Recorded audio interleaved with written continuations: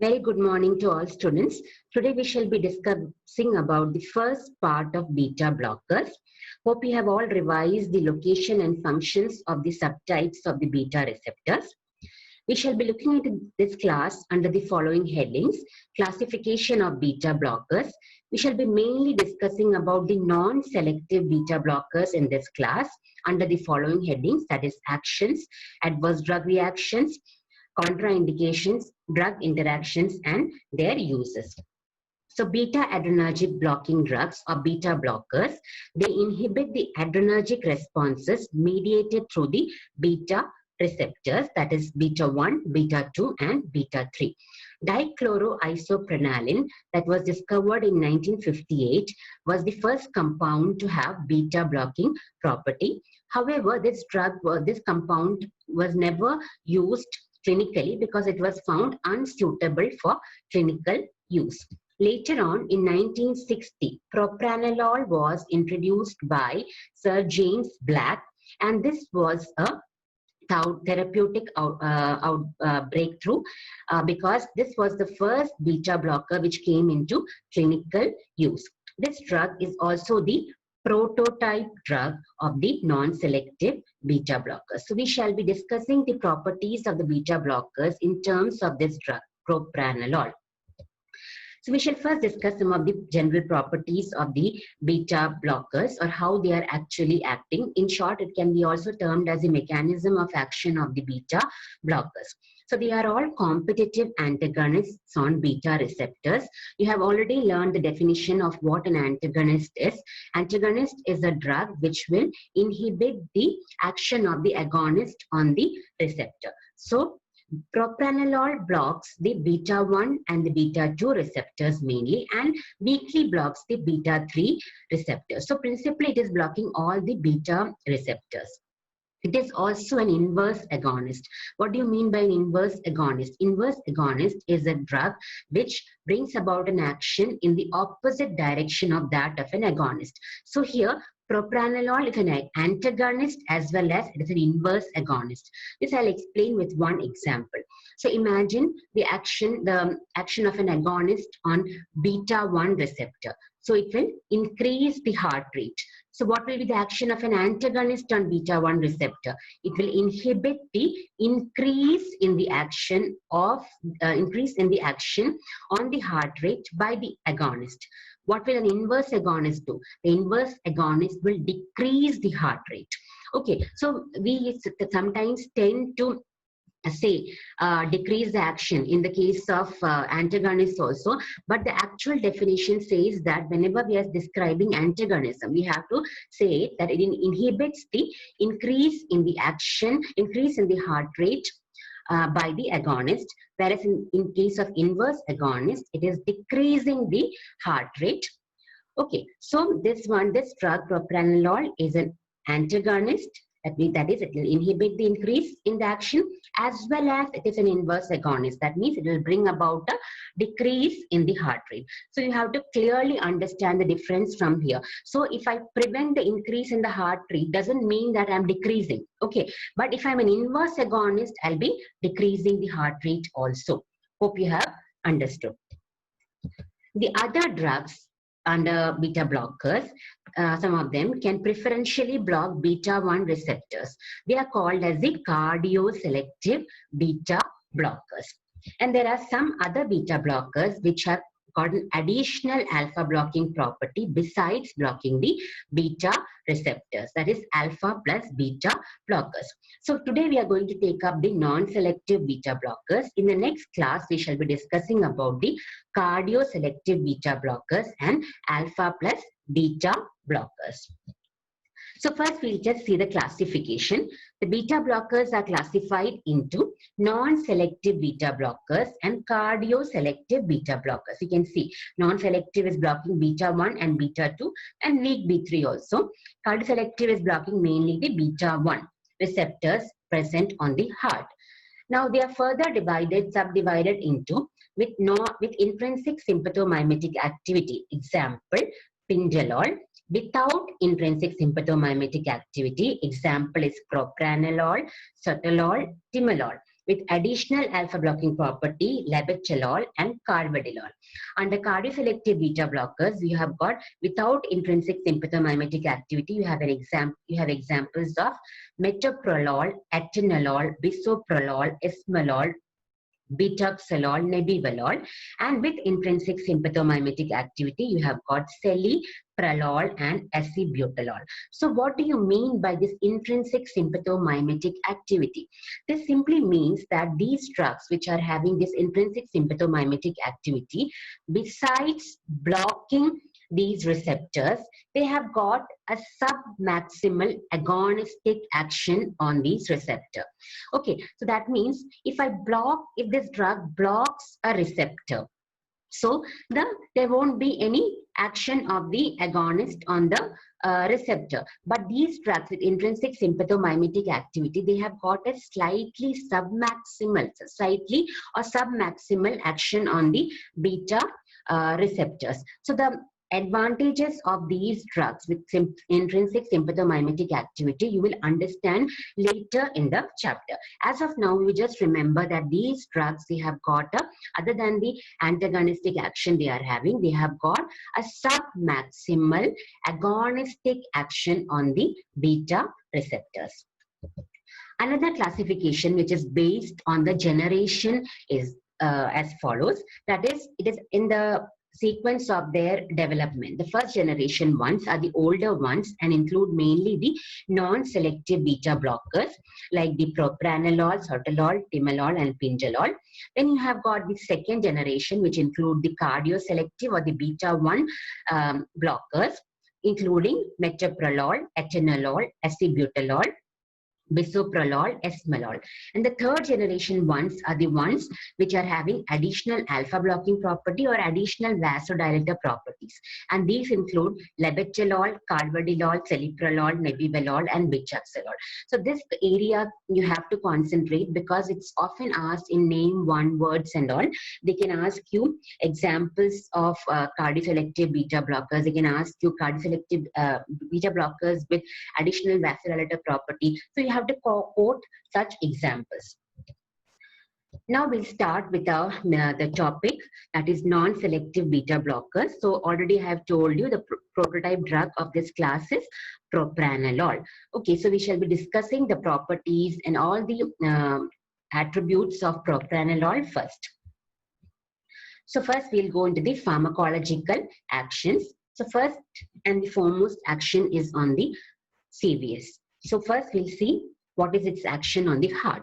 So I told you it is an antagonist and an inverse agonist. So we can very comfortably, we can say decreases the heart rate, decreases the contractility, conduction velocity, and hence the cardiac output, because it's an inverse agonist on beta 1. Had it only been an antagonist, what would you say? It inhibits the increase in the heart rate, increase in the contractility, and increase in the conduction velocity. That means it is inhibiting the further increase. Okay, but since it is an inverse agonist, we can very safely say it is decreasing the heart rate, decreasing the contractility, decreasing the conduction velocity, and hence the cardiac output.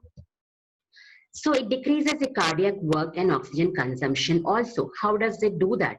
You already know cardiac work is an output of the, is a product of the cardiac output and the heart rate. So when cardiac output is decreasing and the heart rate is decreasing, as we saw in the first point. So the product, that is cardiac work, will decrease, and the oxygen consumption of the heart will depend on the cardiac work. More the cardiac work, more the cardiac oxygen consumption. Lesser the cardiac work and lesser the oxygen consumption. So oxygen consumption of the heart also will be reduced. And this is the basis for use of this beta blockers in angina. You will be reading in detail about these anti-anginal drugs much later in your course. As of now, you just remember they decrease the cardiac work and oxygen consumption, and hence they are useful in angina. They also suppress the automaticity of latent pacemakers and delay the AV conduction, and hence they can be used in arrhythmias.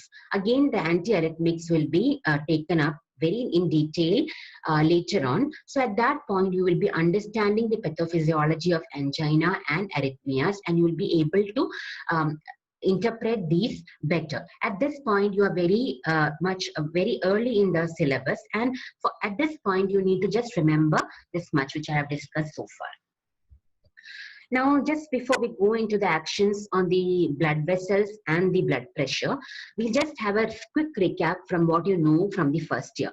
So BP is the product of the cardiac output and total peripheral resistance.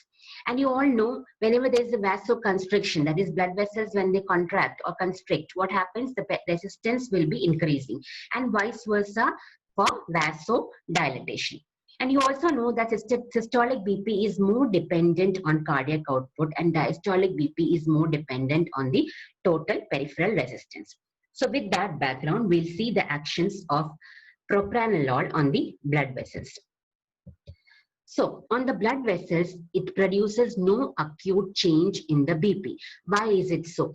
This is because the total peripheral resistance increases initially because of the blockade of the beta-2 mediated vasodilatation. You already know beta-2 is mediating vasodilatation. Now when it is blocked, then what happens? The blood dilatation will not occur. So what will happen? It is more towards the constriction of the blood vessels. So there is an increase in the TPR. As a result, what happens? The diastolic BP increases. So there is a print here.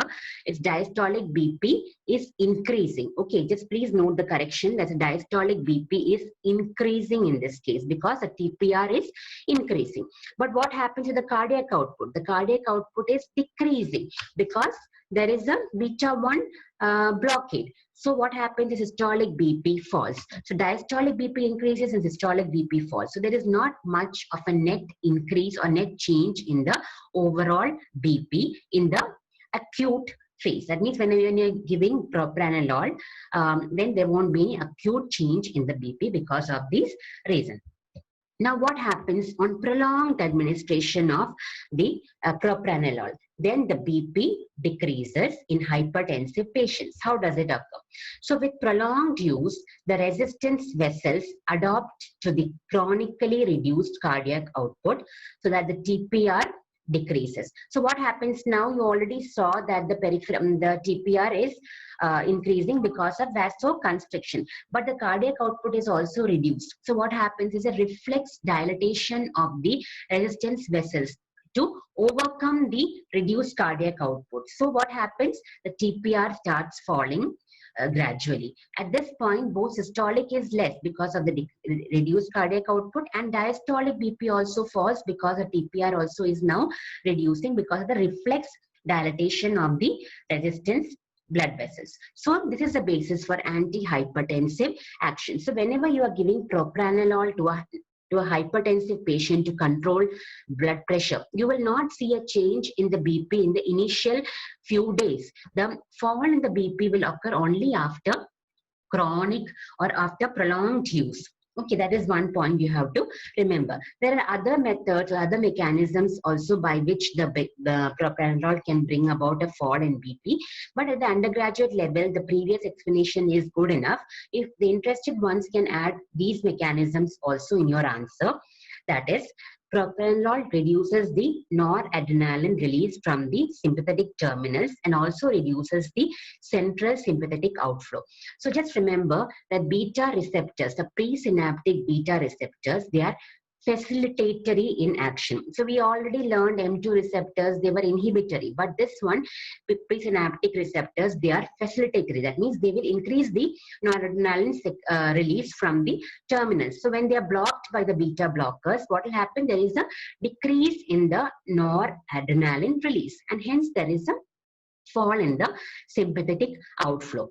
They also decrease the beta-1 mediated renin release from the kidney. You have learned under the actions of beta-1 that they increase the renin release. So this also is inhibited. So the patients, hypertensive patients who have got high levels of renin, propranolol is supposed to be more beneficial in those kind of patients who are having a high plasma renin. Now we'll see the other actions. On the respiratory tract, it increases the bronchial resistance or it causes bronchospasm by blocking the beta 2 receptors on the bronchial smooth muscle. Hence, it is contraindicated in asthmatics and in COPD patients. Then in the CNS, it is not having much of an action. It decreases central sympathetic outflow, and there are subtle behavioral changes like forgetfulness, nightmares, and all. And this occur only with chronic dose of high doses of propranolol, not at the start or the start of the therapy. It blocks the adrenergically mediated lipolysis as well as glycogenolysis. Just note this point at this time, and we'll see the significance of this point later on in the discussion. So it induces it prevents the lipolysis and it also inhibits the glycogenolysis. Okay, that means what will you have? Lipolysis is inhibited. So you will have a high levels of triglycerides in the body. That is not a good cholesterol profile. It is inhibiting the glycogenolysis. That means it is inhibiting the conversion of glycogen to glucose. How this point is valid, we will see later on. But at this point, we just remember the point that it inhibits the lipolysis and glycogenolysis. It also impairs the carbohydrate tolerance by reducing the insulin release. So it is not a favorable drug to be given in diabetics because it is reducing the insulin release. On the skeletal muscle, it inhibits the adrenergically provoked tremors. So you have seen the actions of beta-2 receptors that it causes tremors. Now this is blocked, so the tremors are inhibited.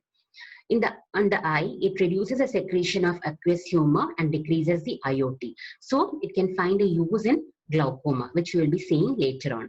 It is also having a local anesthetic property. That this occurs because it has got a membrane stabilizing property because of the blockade of sodium channel. However, this is not used for local anesthetic action clinically. This is because it has got an irritant property. Okay, so though it has got a local anesthetic action, we cannot use it clinically because of its irritant property. Now let us look at the pharmacokinetics. It has got a complete oral absorption. However, the bioavailability is still less. This is because it has got a high first-pass metabolism in the liver. Though it is completely absorbed orally, it gets metabolized highly in the liver before it reaches the systemic circulation. Its metabolism occurs in the liver, and the metabolism is dependent on the hepatic blood flow. So that means more the hepatic blood flow, more drug will be brought to the liver and more will be metabolized. It also has got another property, that is on chronic use, it decreases the hepatic blood flow. That means it vasoconstricts the hepatic blood vessels and hence decreases the hepatic blood flow. So what will happen on chronic use? The oral bioavailability will increase on chronic use. So you have seen 2 points, that its metabolism is dependent on the hepatic blood flow and it itself decreases the hepatic blood flow on chronic use. So on chronic use, less of the propranolol will be brought to the liver and less will be metabolized.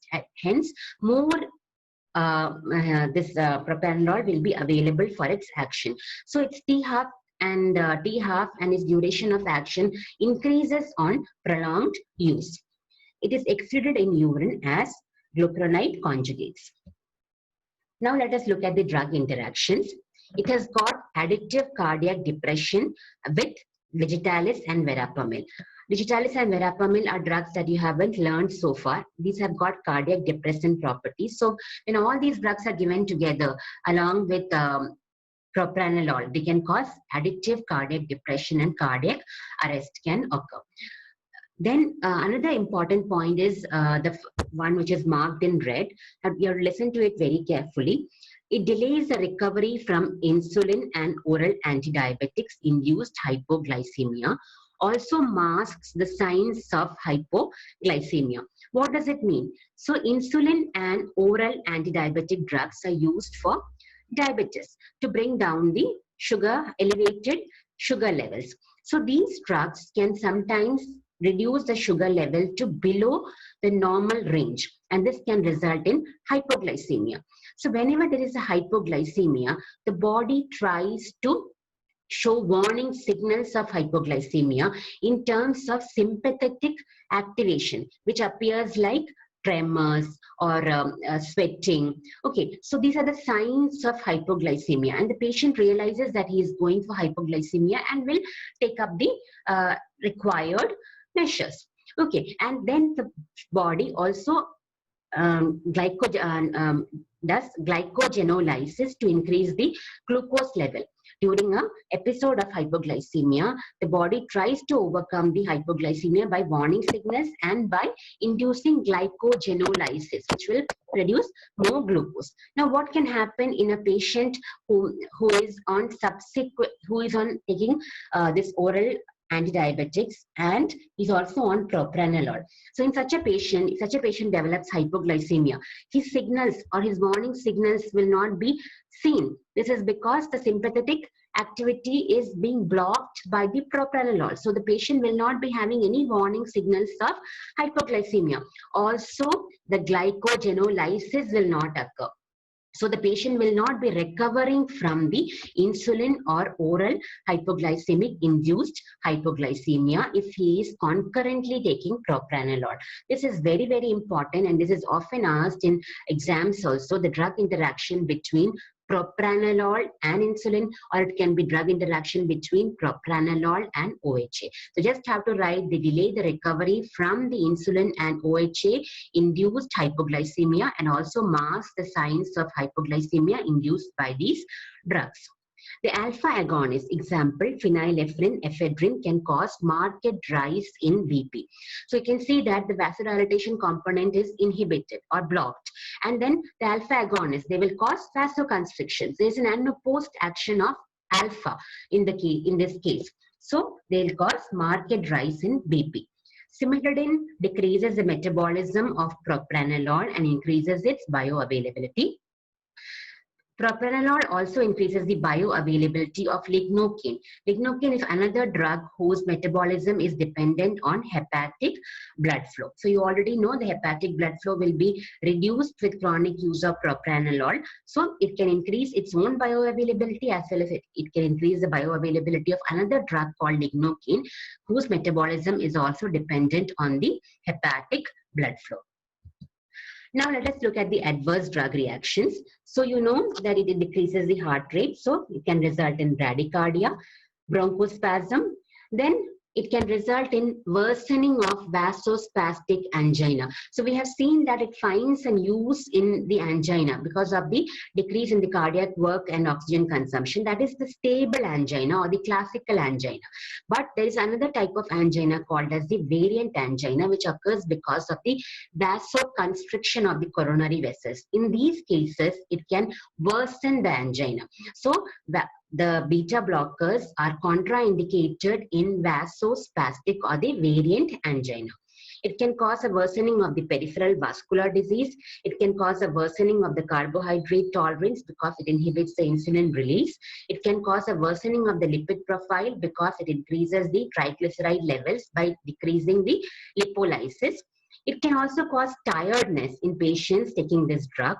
This is mainly because of the reduction of the beta-2 mediated blood flow to exercising muscles, and also because of the reduction of the glycogenolysis. Sudden withdrawal of propranolol after chronic use can cause rebound hypertension and worsening of angina. So you have by now got a hint that the propranolol it can be used for hypertension and for angina. But if you stop the drug abruptly, okay, it can result in a rebound hypertension and further worsening of angina. So you have to always stop the drug very slowly. Means you have to slowly taper and stop this drug. You cannot abruptly stop the drug. Why does this occur? This is mainly because of the supersensitivity of the beta receptors occurring as a result of long-term reduction in agonist stimulation. So whenever the beta receptors are blocked for a long time by the beta blockers, as in the case, when suddenly you remove the blockers, they become super sensitive to any agonist action. And this is what is happening here. So you, whenever you remove the beta blockers, because sudden removal of the blockade, it becomes very sensitive to the agonistic action, and this can result in the rebound hypertension and worsening of angina. Other areas which are really not because of the beta blockade but are seen in patients taking beta blockers are GI upset, forgetfulness, nightmares, depression, and sexual distress, mainly in the males.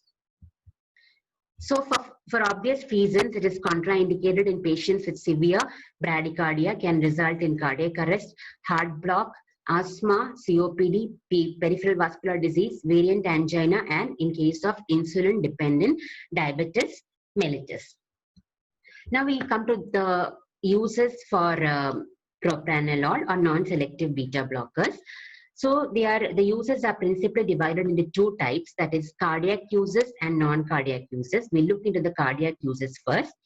So first, hypertension. So I already told you the reason why it is used, and it is useful. The action appears only after some prolonged use. It is not seen in the initial phases. So propranolol can be used alone in case of mild hypertension, or it is combined with other drugs in case of moderate and severe hypertension. Its action is maintained over 24 hours. So only single dose is used.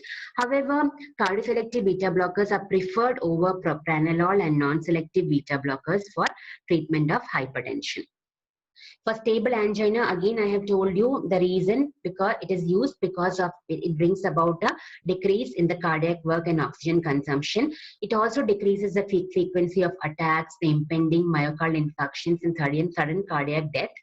It has to be taken on regular basis. It should not be stopped abruptly because it can cause a precipitation of severe MI. And non-selective beta blockers have to be avoided in variant angina, the reason I have told you in the previous slides. In the myocardial infarction, it is used for two reasons. That is, for myocardial salvage. That means soon after the infarction sets in, it is given within 4 to 6 hours of the attack. And if you administer this in this interval, it is found to be limiting the infarct size and prevents the arrhythmias, which are often associated with myocardial infarction. It has to be continued on a regular basis for prophylaxis, that is to prevent further reinfarction. So it is used for both salvage as well as myocardial MI prophylaxis. It is used for cardiac arrhythmias, which are principally mediated by the adrenergic influence. I already told you the reason. It suppresses the automaticity by inhibiting the latent pacemakers and AV conduction. It is also used for CCF. This is mainly because it is supposed to be benefiting by the antagonism of the deleterious effects of sympathetic overactivity on the myocardium. So, and also it is having a role in the cardiac to prevent the cardiac remodeling. So at this point, you do not know the pathophysiology of congestive cardiac failure, and hence the discussion beyond this point is out of the scope of this discussion. Okay, so we just remember that it antagonizes the deleterious effects of sympathetic overactivity on the myocardium and inhibits the remodeling of the heart. This is how it is beneficial in CCF. In the dissecting aortic aneurysm, it reduces the aortic pulsations by decreasing the cardiac contractility. It is also useful in hypertrophic obstructive cardiomyopathy by reducing the left ventricular outflow obstruction. So this cardiomyopathy is associated with left ventricular outflow obstruction. Now this is reduced by beta blockers. So principally you have to concentrate on the uses, that is hypertension, stable angina, myocardial infarction, and cardiac arrhythmias. The others you can just add on CCF, so dissecting aortic aneurysm, hypertrophic obstructive cardiomyopathy. Now we go on to the non-cardiac uses. The first one is pheochromocytoma. It's a tumor of the adrenal gland, about which we have already learned under the alpha blockers. So here the beta blockers are given to control the tachycardia or arrhythmias, and it is given after giving alpha blockers. In thyrotoxicosis, it is given to control the sympathetic overactivity like palpitations, tremors, raised basal metabolic rate. Okay, so here also it finds a use. It is also used for migraine prophylaxis. It is used for anxiety to control the palpitations and tremor, which is associated with an anxiety. It is also used for controlling essential tremor, and it is also used in glaucoma. The other less significant uses are in case of esophageal varicose bleeding, where it overcomes this splanchnic vasoconstriction occurring due to unopposed alpha action. It also finds use in portal hypertension and alcohol withdrawal. So whenever you are asked to write the uses of non-selective beta blockers or propranolol, you have to mention both the cardiac uses and non-cardiac uses. Now we go to the concluding part, that is the other non-selective beta blockers. So far we have discussed propranolol. The others are sotalol, which has got an additional K plus channel blocking property, and it's also a class 3 antiarrhythmic drug. So this antiarrhythmic drugs you will be learning elaborately in the future. Timolol has got good lipid solubility, and hence it is used topically for glaucoma. It is used orally for hypertension, angina, and migraine prophylaxis. Pindalol is a drug which is having intrinsic sympathomimetic property. It is mainly used for hypertension. And the advantages with this drug, because of its intrinsic sympathomimetic activity, is that there is no significant bradycardia. So I told you that one of the areas of non-selective beta blockers, that is propranolol, is bradycardia. Now, because this pindalol, it has got an intrinsic sympathomimetic activity, that is it has got a submaximal beta agonistic action. So there is not significant bradycardia because it is somewhat having an agonistic action on the beta 1, that is it is stimulating the heart, but it's only having a submaximal action. So you will not have a significant bradycardia. Similarly, there won't be any rebound hypertension also. I told you the rebound hypertension occurring on the abrupt stoppage of the propranolol is because of the super sensitivity of the beta receptors, which have been blocked for a long time. Now, when pindalol is given, because of this submaximal agonistic activity, the blockade is not that prominent, and hence even if you stop this drug abruptly, there won't be any rebound hypertension. Again, it is not found to have much of a deleterious effect on the plasma lipid profile. So these are some of the advantages of pindalol being a drug which is having intrinsic sympathomimetic property. So with that, we conclude this part. So in this topic, we have completely covered the properties of the non-selective beta blockers, that is principally propranolol. In the next class, we shall be discussing about the cardioselective beta blockers and the alpha plus beta blockers. So before that, you have to revise this part and attend the next session. So thank you all for your patient hearing.